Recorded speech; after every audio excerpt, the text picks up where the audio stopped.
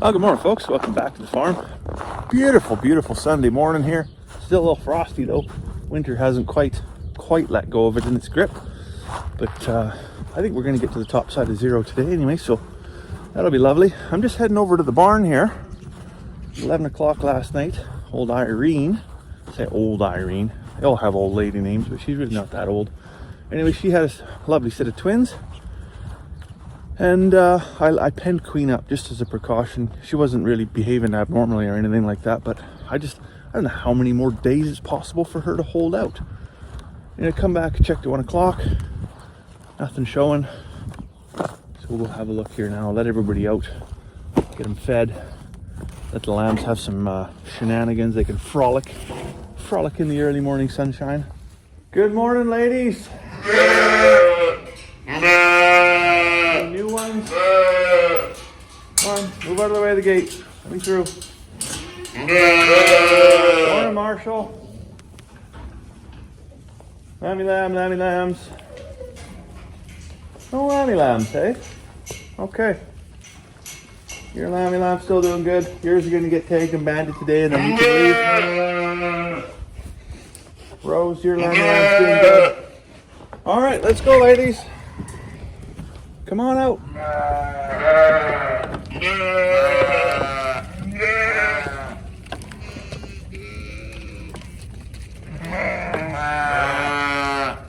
Come on. You can come out. Come get a snack. There's a few that are reluctant. Queen, I might as well let you out. You get another day in the sunshine before you burst. Maybe that's what you need, is a little sunshine. That'll swell you up and you can pop four lambs out. That'd be right uptown. Get a set of quads. All right, so I'm just in here behind the shop. Sun's coming up. It's getting a little bit warm, and you can hear this noise here. Right, that's water coming off as the frost melts off of the roof of the shop. It's coming down into the tub, and I call this my no-fill waterer because on the years where we had rain, I would just keep this trough full with rainfall. And I never actually had to drag a garden hose over. Now we've had 2 years of drought, and it really hasn't become the no-fill water. It's become the fill every third day water. But it is nice this time of year where they get that early morning frost. And there's actually quite a significant volume that comes off because it's a 42 by 42 shop, right? So I guess you only get half of it, but still fairly significant footprint. And I just chucked that under there, and just in maybe a minute, we've already got at least two liters of water in there. So I don't know how much will come off completely, but might as well capture it, right? Rather than just let it wander off down the hillside and away out to the lake.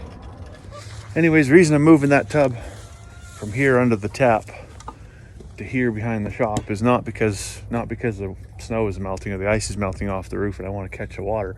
What I really want to do is I want to split the rams off and put them in here in there's 2 little paddocks in here behind the shop. And so they need water, right? So I'm not gonna let them out there to have water. So I'm just gonna keep it here for now. And the chickens are gonna have to come through this little gate.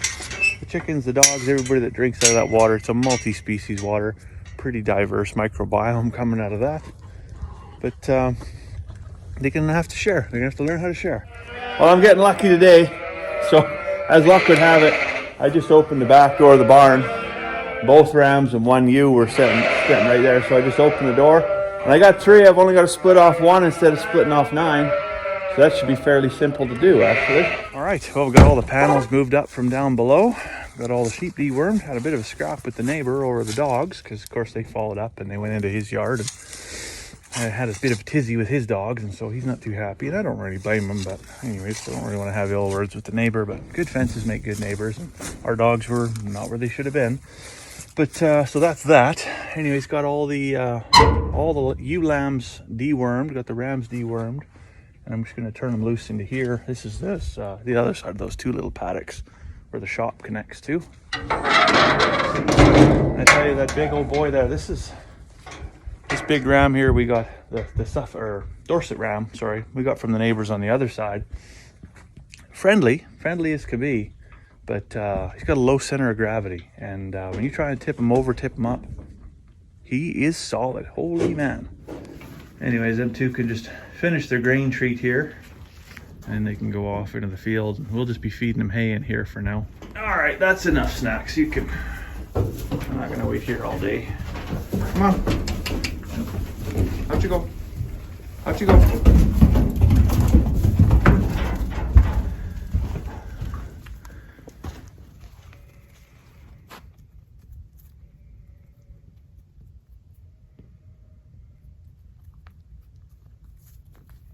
Well, now that that's taken care of, I think we're gonna head to town.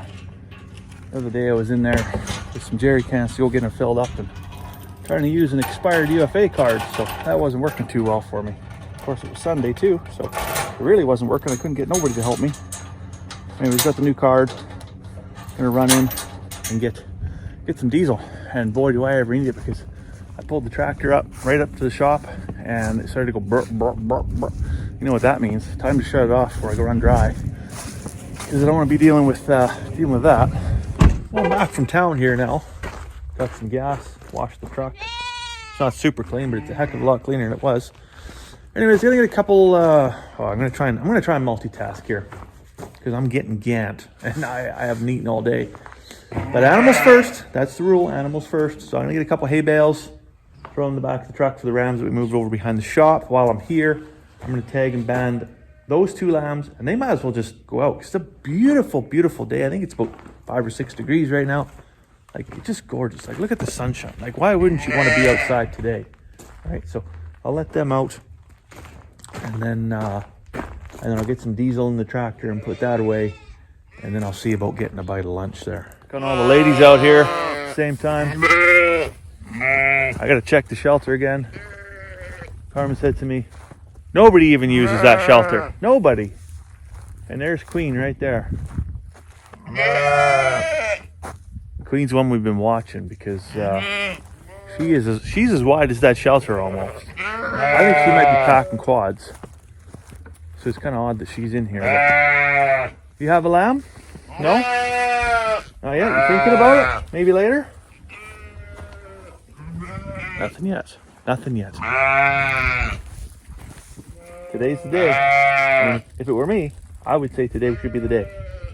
So, get on it. All right, so we got the, if you ever wonder what a sheep farmer has in their everyday carry, it's pocket knives and castrating rings. So I need 2, because this old Irene had twin boys. That's fantastic. That's nothing but money all day right there.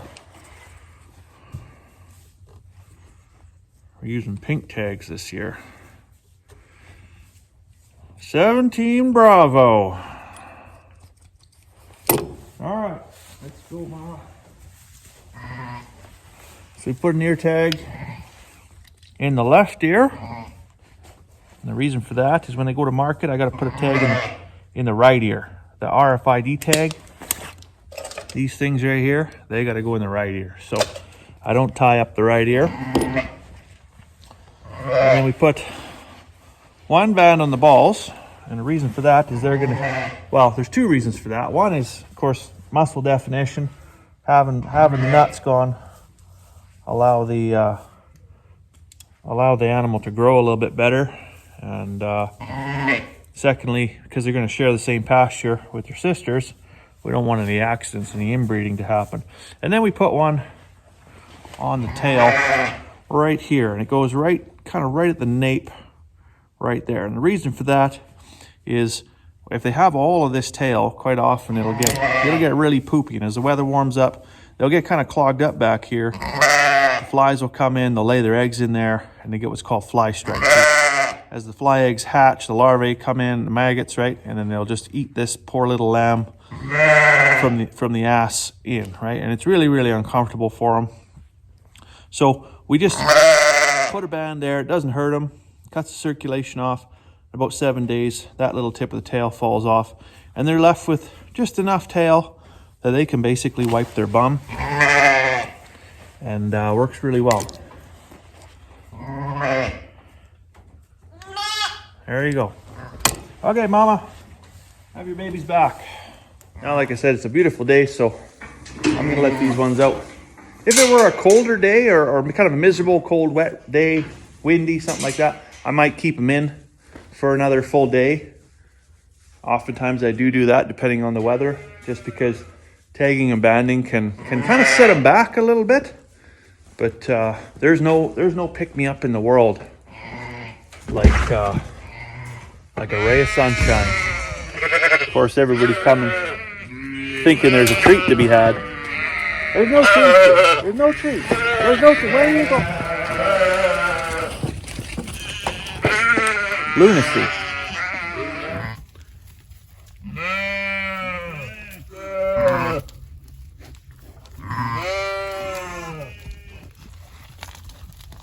Well, now, you know, I almost had this thing back in the shop, but then I looked over here and I thought, yeah, we had a bit of an appliance graveyard going on earlier in the winter. The big stand-up deep freeze shit the bed on us, and then the washing machine had a hose burst and sprayed a whole bunch of water inside and fried the board, and so that was toast. And I thought, I wonder when I'm going to be able to schedule a trip to the dump. But at the same time, you know, one man's treasure is another, or one man's trash is another man's treasure. Is that how you say that? Yeah, I think that's how you say that. Anyways, when that man has multiple personalities, much like myself, sometimes my own trash can also be my own treasure. And so, what do you do with an old freezer that's obviously had ice cream in it? It looks like a crime scene in there because it melted. Well, we're going to have some piglets coming here soon. And I don't really feel like packing grain all the way over from the grain shed up by the shop, clear all the way over to the pig pen every day. Not gonna happen. Not gonna happen. So what we're gonna do, I'm gonna throw this thing on the front of the tractor, haul it up there beside the shop, and rinse it out, haul it back over there, and that's gonna be our airtight, mouse-proof, completely weatherproof actually, grain storage bin for the hogs. We'll see how that works. And if it's hot garbage, well then it can just go in the dump trailer, and I'll haul it 6 miles up the road to the dump, and I won't be out anything. So this is a zero cost experiment. But I've seen lots of people talk about using old freezers as grain storage. Typically they're the horizontal ones, like a chest freezer. All I'm going to do is just take and lay that one down, and it won't be quite as tall, but it's still 20, I think, or 18 or 20 cubic feet, so got quite a bit of room in it. So let's get this thing on the tractor. Tell you, now that I got it laying down on the forks there, I am no less convinced that this is the smartest idea I've had all day. Oh, like I say, I gotta clean it out, but it's gonna hold so much grain. This thing folds right back. I might have to figure out a strap or something for that so it doesn't go too far. Yeah. Rip all these things off. We'll be right uptown, take the shelves out, probably repurpose them as some type of actual shelf for something, for like a rack, for, I don't know. Remains to be seen. So many possibilities.